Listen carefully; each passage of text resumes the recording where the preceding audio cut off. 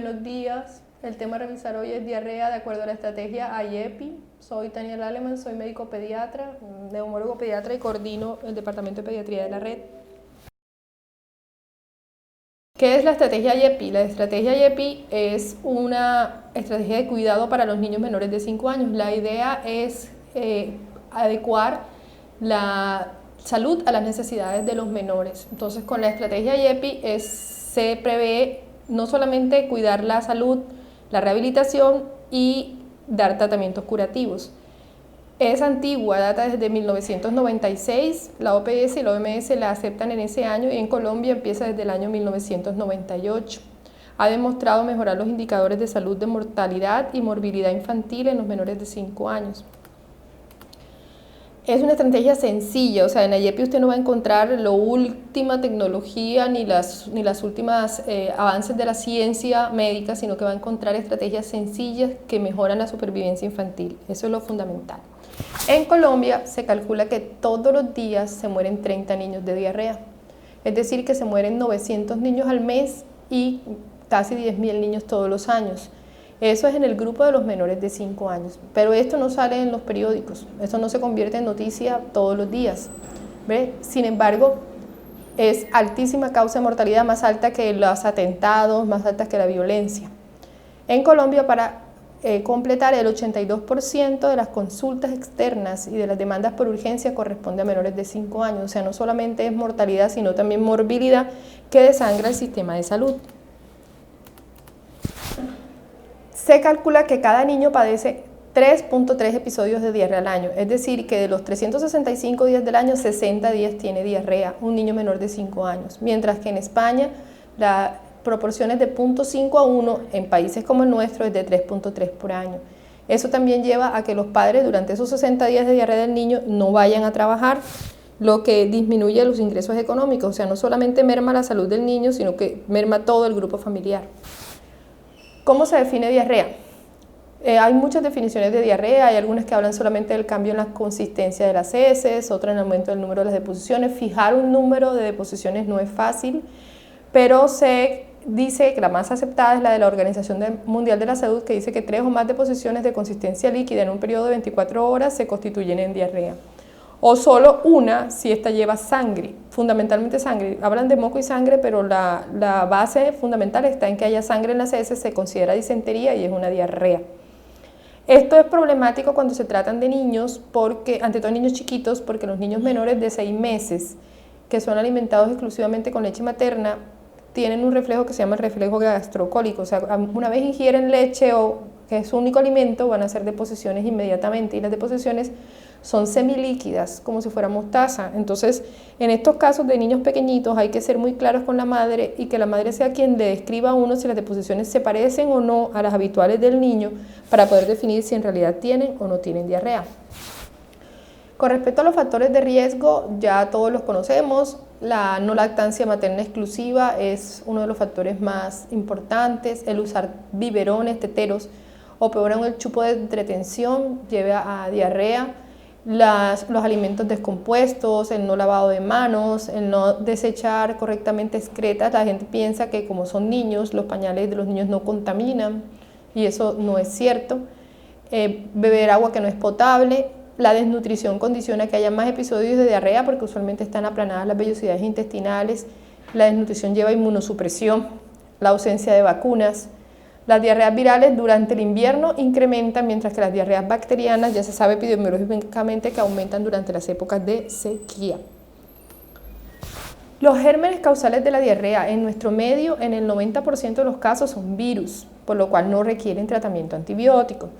Otros agentes bacterianos son del 10 al 12%. Los parásitos, lejos de lo que nosotros pensamos que la mayoría de las diarreas tienen que ver con que el niño tiene parásito, nada más ocupan el 1 o 2% y los hongos son mucho menos del 1%.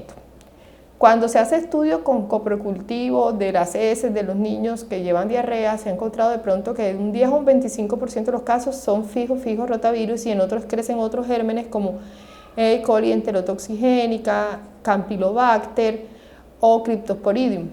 Aunque pueden no ser directamente el germen causal de la diarrea, crecen en las heces. que esto, sin embargo, no cambia mucho el panorama porque a pesar de que aparece crecimiento de esos gérmenes, pueden no ser los agentes causales y aparte de eso, no requieren tratamiento antimicrobiano. Entonces da lo mismo a que sean consideradas para efectos prácticos como si fueran diarreas solamente virales. El rotavirus entonces sigue siendo el principal agente en los menores de 5 años, entre todos los menores de 2 años, aun cuando tiende a disminuir un poco su incidencia con el uso de la vacuna de rotavirus en los niños menores de 6 meses. El 70% de las hospitalizaciones por diarrea también son causadas por el rotavirus porque las heces tienden a ser bastante voluminosas y el paciente se deshidrata. O sea, la causa de hospitalización no es la diarrea, sino la deshidratación. Estos son los principales agentes virales, en los que primero está el rotavirus, el adenovirus, que en las épocas de lluvia coge bastante auge y se acompaña además de síntomas respiratorios. En las bacterianas, la E. coli y la Shigella son las principales en nuestro medio, y las parasitarias, la Entamoeba y la Giardia lamblia. Los mecanismos de producción de la diarrea pues son 4. Hay diarrea de origen osmótico, diarrea secretora, diarrea exudativa que es invasiva y diarrea motora. Los niños manejan una gran cantidad de agua en su tracto gastrointestinal entre lo que se ingiere y lo que es excretado por el intestino. Se calcula que son más o menos 285 mililitros por kilo cada 24 horas. O sea, un adulto de 70 kilos hace 7 litros en todas las 24 horas. O sea, unos 100 mililitros por kilo, mientras que los niños triplican esa cantidad de agua. Las heces del niño tiene sodio en poca proporción, pero tiene mucha cantidad de potasio. Entonces, si se altera cualquier mecanismo en el tracto gastrointestinal, sea de absorción para la diarrea osmótica, o se aumenta la secreción o se aumenta la motilidad intestinal, van a conducir a que esa cantidad de agua que llega al tubo digestivo no sea absorbida. Aclaramos que esa cantidad de agua no solamente es la que se ingiere, teniendo en cuenta que por lo menos los lactantes menores ingieren solamente líquido, ellos nada más toman leche materna o dieta líquida, ya en la medida que crecen van haciendo más sólidos, sino también lo que el intestino normalmente produce. La diarrea osmótica, por su parte, es la principal de todas las diarreas en pediatría. Se produce porque hay solutos que no se pueden absorber en el tracto gastrointestinal. Eso no se puede absorber por varias razones, o porque los metemos nosotros mismos al tracto gastrointestinal dándole a los niños bebidas que tienen gran cantidad de solutos no absorbibles, como por ejemplo el jugo California, que es supremamente hiperosmolar, o las gaseosas, como también porque las bacterias destruyen las células en borde en cepillo del intestino donde se encuentran las disacaridasas. O sea, el intestino tiene en sus microbiosidades unas enzimas que son capaces de romper la lactosa en glucosa y galactosa para que sea absorbida y absorber otros azúcares complejos. Pero como no están, se pierden durante el episodio de diarrea, esos azúcares se quedan en la luz intestinal y son osmóticamente activos, trayendo agua a la luz intestinal. Se acidifican también allí. Las bacterias producen ácido láctico con esos azúcares que quedan allí, por eso las diarreas de los niños, las osmóticas, suelen ser explosivas y tener flatulencias. Entonces, la clínica es de vómito, distensión abdominal, dolor abdominal, flatulencia, y se quema el área del pañal, la zona perineal, porque las heces son ácidas. Si le llegamos a hacer un coproscópico, se va a encontrar que tiene un pH ácido y que tiene azúcares reductores positivos. Estas diarreas usualmente cuando el niño entra en ayuno desaparecen porque disminuye la cantidad de solutos que quedan en el tubo digestivo. La diarrea secretora es la segunda en frecuencia. Esa se produce porque hay toxinas bacterianas, usualmente también puede ser ácidos biliares u otros neurotransmisores que provocan el aumento de AMP cíclico del GMP cíclico y del calcio, y eso aumenta que se secrete, o sea que de los enterocitos salga hacia la luz intestinal sodio y cloro. Al salir el sodio trae agua. Entonces la deshidratación ocurre porque son grandes cantidades de agua que vienen desde la célula del enterocito hacia la luz intestinal. Estas diarreas usualmente no se mejoran con el ayuno, porque no depende de que haya solutos en la luz intestinal. No cursan con mucho dolor abdominal, pero sí deshidratan muchísimo porque son absolutamente voluminosas. El ejemplo claro de esta diarrea es el cólera. El cólera, no importa que ya estés en ayuno, vas a seguir excretando grandes cantidades de heces que te llevan a la deshidratación. La diarrea inflamatoria es porque el enterocito es dañado por la bacteria. La bacteria coloniza la mucosa intestinal y destruye el enterocito, ya sea por adherencia directa o por citotoxinas. Entonces, al destruir el enterocito se produce una respuesta inflamatoria que evita la absorción de los nutrientes y sale moco, sangre o incluso pus a la luz intestinal. Entonces, usualmente las deposiciones en este grupo son poquitas, en poca cantidad, pero muy frecuentes, y las heces tienen sangre visible, además tienen pujo y tenesmo y mucho dolor abdominal. Esto lo confunden las mamás casi siempre con las diarreas amebianas. La mamá siempre hace la relación a que ese moco y esa sangre y el pujo corresponden a amebiasis intestinal, pero muchas de ellas son, más que amebianas, son diarreas bacterianas. Ya vimos que las diarreas parasitarias son muy pocas, 1 o 2% apenas. Si se hace un coproscópico se va a encontrar que tiene polimorfonucleares en el coproscópico. La tercera causa de diarreas es la dismotilidad intestinal, o sea, el aumento del peristaltismo. Eso hace que al aumentarse el peristaltismo no hay tiempo suficiente de contacto de la cantidad de agua con la mucosa intestinal para que sea absorbida el agua. Hay diferentes mecanismos por los cuales se puede producir eso. Hay sustancias neurohormonales, hay sistemas que tienen que ver con el sistema nervioso autónomo, incluso hormonas como la hormona tiroidea pueden aumentar la motilidad intestinal. Y en algunos casos la disminución de la motilidad intestinal inicialmente lleva a un sobrecrecimiento bacteriano y luego esto lleva también a diarrea. O sea, cualquier trastorno de la dismotilidad puede llevar a eso. Cuando tenemos un niño con diarrea, de acuerdo a la estrategia IEPI, es la tercera pregunta que uno hace. Primero uno averigua signos de alarma, después averigua por infección respiratoria aguda y después viene si tiene diarrea. Se deben hacer preguntas y se deben explorar ciertos datos.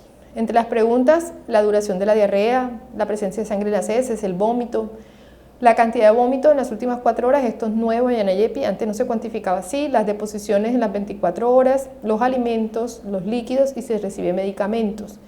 Y se debe observar siempre el estado general del niño, el estado de conciencia es supremamente importante, si está alerta y normal, irritable o si está inconsciente, el aspecto de los ojos, cuando se ofrece agua, cómo la bebe, si es incapaz de beberla o si la bebe con avidez, y la turgencia de la piel que se examina en el pliegue cutáneo. Ya no se tiene en cuenta para efectos de IEPI la diuresis, porque es fácil que la madre se confunda entre diuresis y heces, ante todo cuando el niño no controla esfínteres y usa pañal. La mamá no puede saber cuánto orinó y cuánto en realidad fue deposiciones. La fontanela, también muchas veces la fontanela ya está a punto de cerrarse y no es fácil de valorar estado de hidratación por la fontanela. La mucosa oral seca tampoco se clasifica ya entre los datos a explorar porque la mayoría de los niños con acidosis por deshidratación respiran por boca abierta y no van a tener las mucosas húmedas, pero no por deshidratación, sino porque están respirando por boca abierta. Entonces hay que ver la evaluación del paciente, la evaluación del estado de hidratación e identificar la presencia de otros problemas. No es lo mismo tener un paciente como el de la foto de abajo, en que se encuentra en buen estado general, tener un niño desnutrido con otros estigmas aparte de la sola diarrea. ¿Cuáles son los tipos clínicos de diarrea? La diarrea líquida aguda, la disentería y la diarrea persistente. La diarrea crónica no clasifica para IEPI. Los pacientes que tienen más de un mes de diarrea, que se consideran diarrea crónica, deben ser sí o sí enviados al especialista que los estudie porque su mayoría no corresponden sino a síndromes malabsortivos intestinales, alergia a la proteína de la leche de vaca y no usualmente a patologías comunes. ¿Qué es la diarrea líquida aguda? Es un episodio de diarrea que empieza de manera aguda y tarda menos de 2 semanas, o sea, menos de 14 días. No tiene sangre en las heces, no hay sangre por lo menos visible, puede acompañarse usualmente de vómito, fiebre, irritabilidad y disminución del apetito. Ese cuadro se autolimita solo alrededor de 7 días. La disentería corresponde a una diarrea aguda que tiene sangre visible en las heces. Usualmente el paciente tiene compromiso tóxico, hay anorexia, hay pérdida de peso y hay daño de la mucosa intestinal. Muchas veces es más la parte de sepsis la que daña al paciente que la propia deshidratación porque las deposiciones no son voluminosas. La diarrea persistente es un episodio de diarrea que se inicia en forma aguda pero se prolonga hasta 14 días o más, pero menos de un mes para no considerarlo diarrea crónica. De todos los casos de diarrea se considera que un 10% se convierte en diarrea persistente y la causa usualmente ocurre por desnutrición del paciente o por malnutrición del paciente porque durante la diarrea la mamá le ha suministrado antibióticos, le ha suministrado bebidas hipercalóricas, muy ricas en dulces, muy hiperosmolares que provocan la prolongación de la diarrea. Este último ítem en la diarrea persistente, las nuevas IEPI lo clasifica además en dos grupos, diarrea persistente sola y diarrea persistente grave. El color de diarrea persistente grave es color rojo, lo cual significa que debe referirse urgentemente a que sea valorado por un pediatra o referir al hospital de mayor complejidad que tengamos. Entonces, esta diarrea persistente grave es porque tiene deshidratación o porque el niño es menor de 6 meses, entre 2 y 6 meses, porque para los menores de 2 meses existe otra clasificación. En el lactante, que es el niño de 0 a 2 meses, recordemos que para IEPI, lactante no es hasta los 2 años, lactante es de 0 a 2 meses. Entonces, el lactante tiene diarrea prolongada, no persistente, si tiene más de 7 días. Una diarrea de más de 7 días en un niño de 0 a 2 meses se considera una diarrea prolongada y debe remitirse urgentemente al hospital. O sea, ese niño debe quedarse hospitalizado, no se debe manejar ambulatoriamente por el altísimo riesgo de desnutrición y de deshidratación. Desde el punto de vista diagnóstico, ¿qué estudios hacer? Bueno, a casi todos los niños con diarrea se les manda coproscópico, pero este debe ser más racionalizado el uso del coproscópico. ¿A quiénes se debe mandar? Se debe mandar solamente a los pacientes que tienen diarrea enteroinvasiva si usted dispone del recurso. Si no dispone del recurso, no debe hacer coproscópico. La sola visión de sangre en las heces es suficiente para ordenar el antibiótico. Hoy se puede evidenciar también en los casos de diarrea persistente y diarrea crónica, se puede hacer coproscópico. El cuadro hemático solamente en pacientes en que usted sospeche una sepsis grave. Sin embargo, si el paciente está severamente deshidratado, la deshidratación va a llevar a hiperleucocitosis sin que sea real, porque es por deshidratación. Los electrolitos solamente se ordenarán en caso de que el paciente muestre alteraciones graves del sensorio, distensión abdominal importante, para no sospechar hiponatremia o hipocalemia severa o hipercalemia severa o hipernatremia severa, pero usualmente deben ser ordenados en nuestro nivel, en nuestra entidad, por el especialista, porque todos tenemos disponibilidad de un médico pediatra que evalúe al paciente. Entonces se clasifica color rojo por la alteración del estado de conciencia y se debe trasladar. El coprocultivo nada más queda para las diarreas persistentes y las diarreas crónicas, y la densidad urinaria y las pruebas de función renal también son de índole de manejo del especialista, y se ordenará en aquellos pacientes en que uno sospecha que por una deshidratación grave hubo lesión renal. Eso con respecto al coproscópico. Aquí en nuestro medio tenemos que mandar dirigido para que pueda salir, y se llama así coproscópico dirigido. Se evaluará el pH, que si es alcalino sugiere una presencia de diarrea bacteriana o secretora, y si es ácido una diarrea viral. Los azúcares reductores, que en las diarreas virales se ven positivos, y se debe ojalá pedir para qué azúcares, si es sacarosa, glucosa, fructosa, ¿ve? Y en la sangre oculta para diferenciar si hay diarrea invasiva o no invasiva. Cuando hay diarrea invasiva, los leucocitos suelen ser más de 10 a 20 polimorfonucleares. Los hongos se tomarán en importancia si aparecen micelios, o sea, si aparecen formas que estén activas en crecimiento, no simplemente porque aparezca el hongo. Este es un diagrama que muestra la utilidad que tiene un coproscópico en diarrea aguda en los menores de 5 años en un hospital en Medellín. Entonces, la primera parte de la gráfica, la parte superior, muestra todos los exámenes que se solicitaron, y en la parte inferior los que realmente fueron útiles. Entonces, hay una brecha muy grande entre lo que solicitado y lo que en realidad hizo algún cambio en el manejo del paciente, lo cual significa que no es útil mandar coproscópico a todos los pacientes. Eso, el disminuir y pegar las dos gráficas, lleva a una disminución aproximada de 6 millones de pesos en costos para ese hospital cuando se hizo el estudio, y ese dinero se puede reinvertir en cosas más necesarias en la institución para el manejo de los mismos pacientes. El hecho de conocer la concentración de los electrolitos rara vez cambia el tratamiento de los niños con diarrea de acuerdo a la estrategia, porque las sales de rehidratación oral van a corregir los desequilibrios hidroelectrolíticos en forma eficaz, solamente no los corrigen cuando son demasiado graves. Entonces, por eso no se manda electrolitos séricos a todo el mundo tampoco. El tratamiento va a ser de acuerdo al grado de deshidratación que tenga el niño, de cómo esté tolerando la vía oral, cuál es la posible causa de la diarrea, cómo es el estado general del niño, la edad y los factores de riesgo que tenga. Entonces, ¿por qué se deshidratan los niños? Los niños se deshidratan porque tienen un mayor recambio intestinal de líquidos. Ya vimos que en el adulto son 7 a 8 litros, en cambio en el niño alcanza a ser 285 centímetros por kilo, es decir, que para un niño de 10 kilos son 3 litros, mientras que para un adulto de 70 kilos son 7. Tienen más agua corporal total, al tener más agua corporal total se deshidratan más rápido, tienen menos reservas de calorías, un sistema inmunológico que es deficiente, todavía no se ha encontrado con la mayoría de los gérmenes y no tiene defensas y no tiene las vacunas completas, y está más expuesto a patógenos. Todos conocemos la regla de los 5 segundos, ¿verdad? No hay uno que no se coma algo que no se caiga al suelo. Esta escala de valoración de la deshidratación, que está aquí, que es la que nosotros como clínicos, como médicos clínicos usamos, no la utiliza IEPI por varios inconvenientes. Primero porque no sabemos nunca el peso de base del paciente, o sea, la mayoría de los pacientes que manejamos son de muy pobres recursos, entonces esos pacientes no conocen su peso anterior y sin conocer el peso anterior no podemos saber el déficit de pérdida de peso. Y segundo, porque IEPI no solamente es manejada por médicos, puede ser manejada por enfermeras, por auxiliares de enfermería e incluso por madres comunitarias, por lo que no van a entender ni siquiera la forma de sacar un porcentaje en su mayoría, por eso no se utiliza.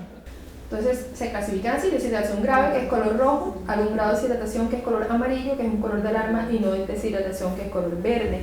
Siempre se deben tener dos signos, ¿verdad? Para el color rojo, el letárgico inconsciente, ojos muy hundidos, bebe mal o no puede beber, el signo de pliegue cutáneo que vuelve lentamente, muy lentamente.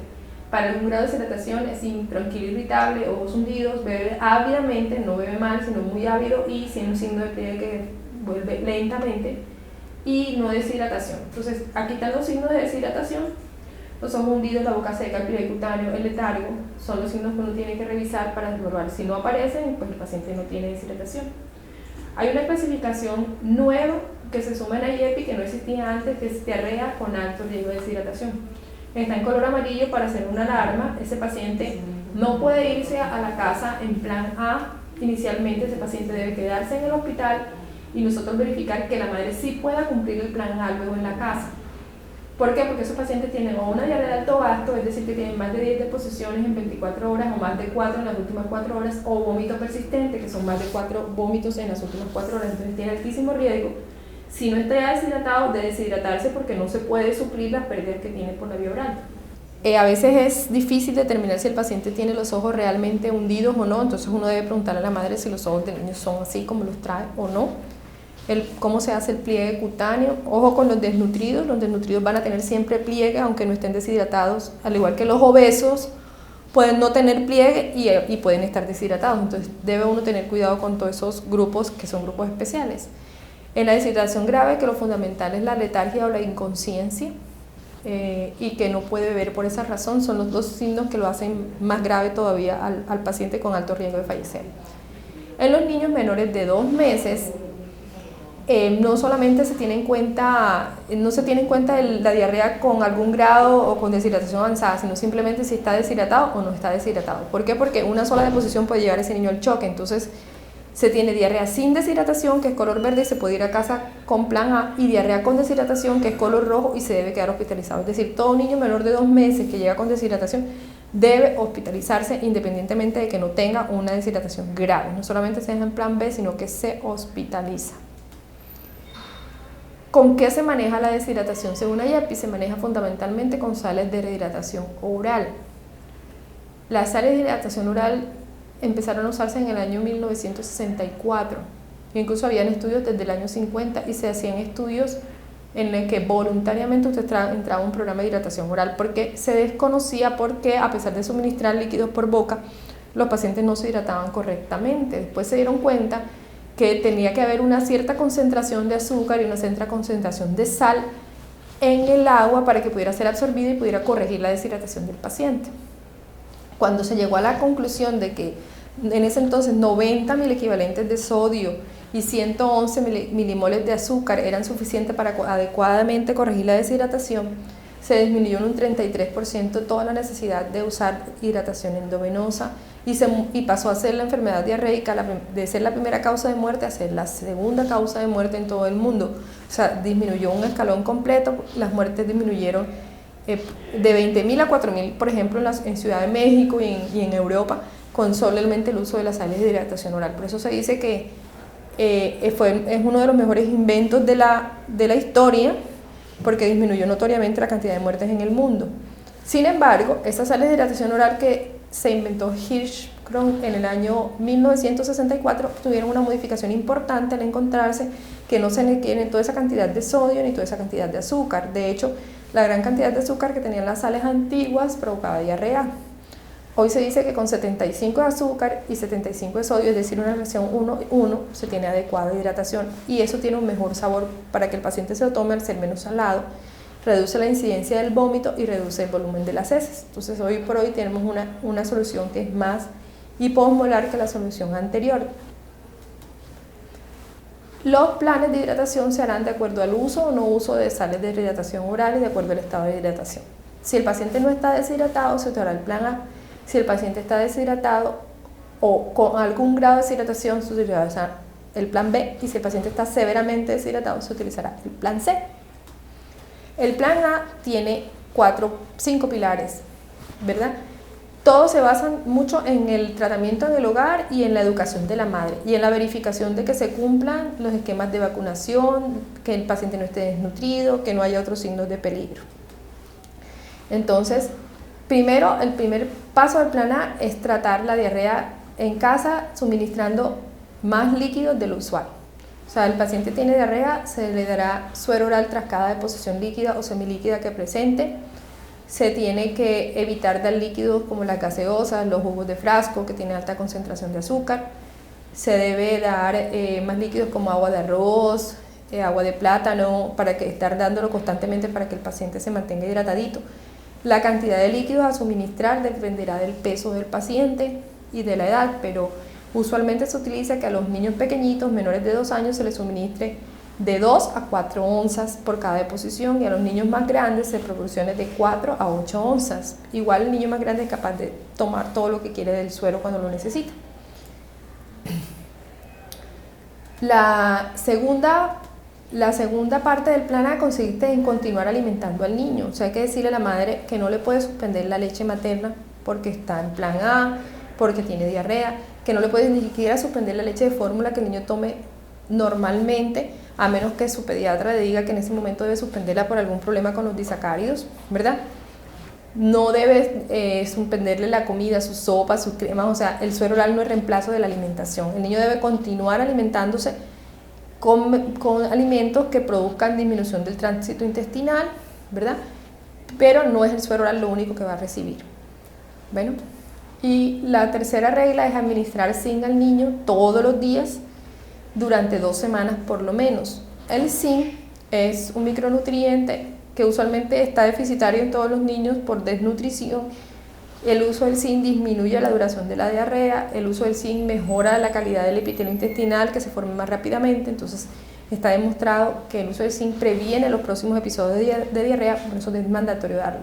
Es un no post condicionado para nuestro medio, lo cual quiere decir que si usted no le entrega a la madre la historia clínica en donde especifique que tiene una diarrea y por eso debe consumir zinc, no le van a entregar el medicamento. Entonces es súper importante que usted lo deje sentado en la historia clínica para que la madre lo pueda rescatar.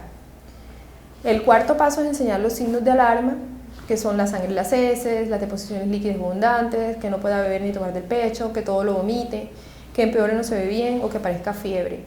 Cuando ya el niño viene con una disentería, entonces ya sangre en las heces no se convertirá en un signo de alarma, ni fiebre se convertirá en un signo de alarma porque usualmente ya los trae. Entonces en ese caso hay que explicar a la madre hasta cuándo deben estar y que se deben autolimitar.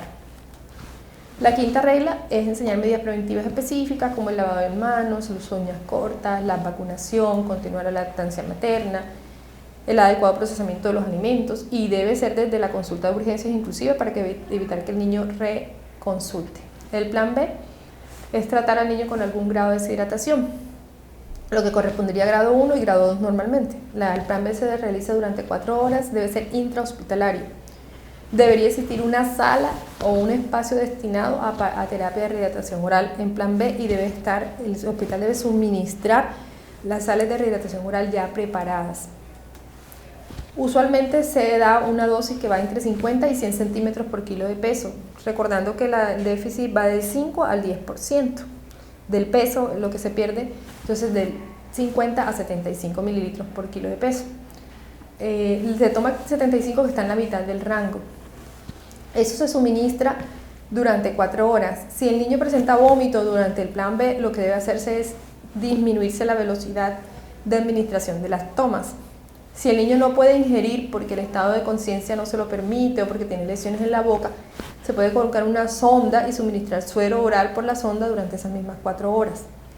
Lo único que puede tomar el niño, aparte del suero, durante el periodo de hidratación en el plan B, es la leche materna. No puede recibir ningún otro tipo de alimento.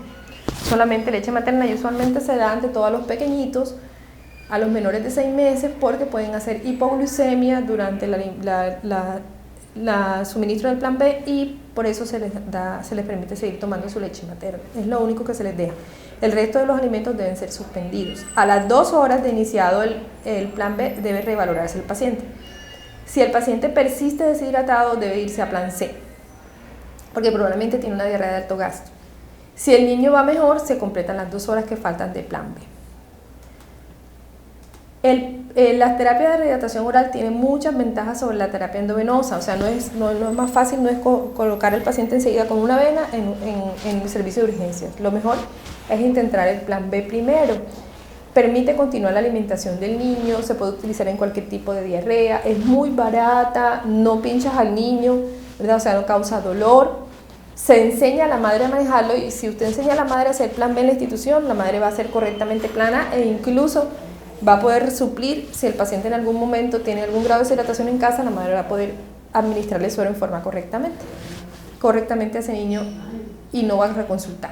Tiene unas contraindicaciones el plan B, que es el hilio paralítico, la distensión abdominal marcada. Si el niño no puede beber por alteración del estado de conciencia o lesiones en la boca, ahí se puede intentar una sonda. Si el gasto fecal es muy alto, no se puede, porque el azúcar del suero va a producir más gasto fecal.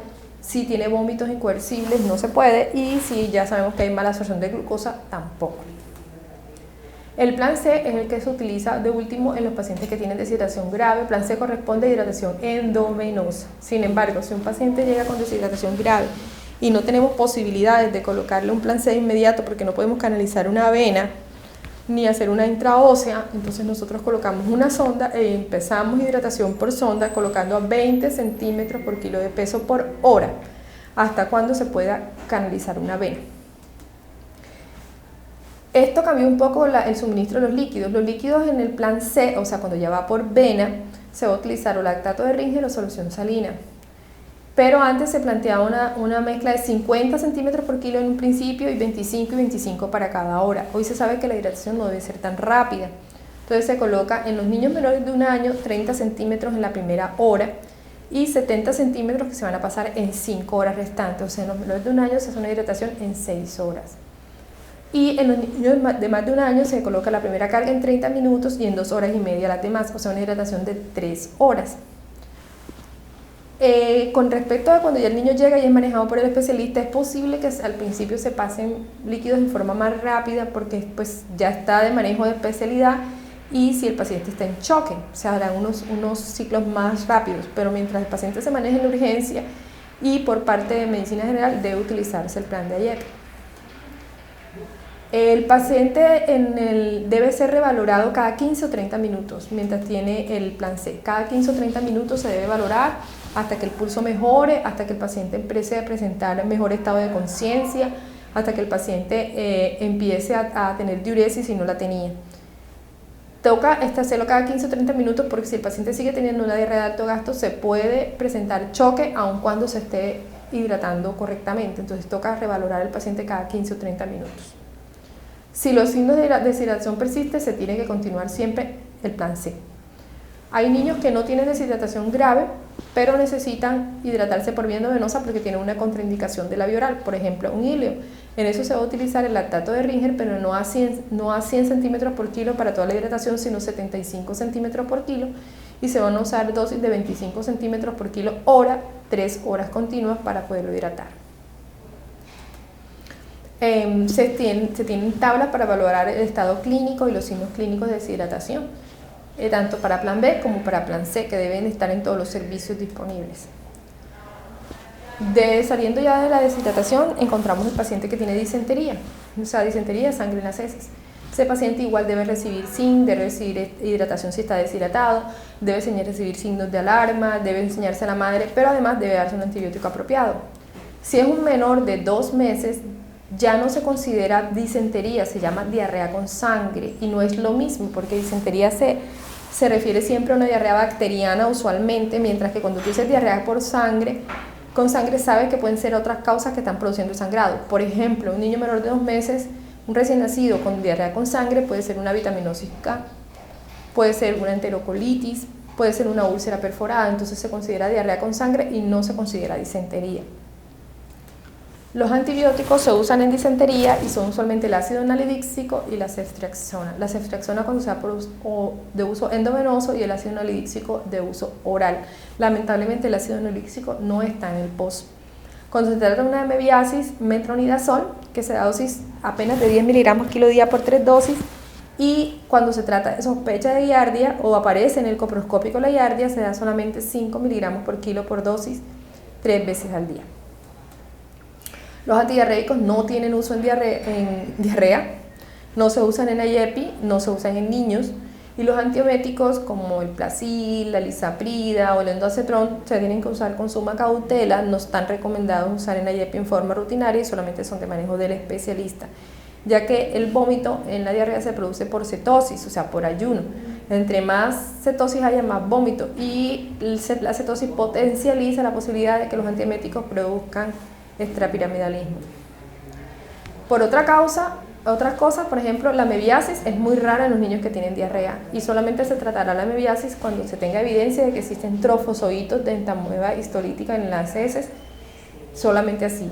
No se debe suministrar de forma rutinaria los antiparasitarios, o sea, los antihelmínticos, no se deben dar antiespasmódicos en diarrea ni antidiarreicos.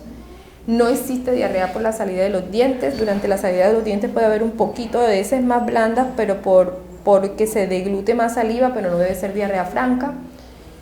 Y toda madre que salga de la consulta externa debe salir con todas las bases para entender lo que le está pasando a su niño y para poderlo manejar en casa. Si no lo hacemos, tanto la mamá como el niño han perdido su tiempo. Muchas gracias.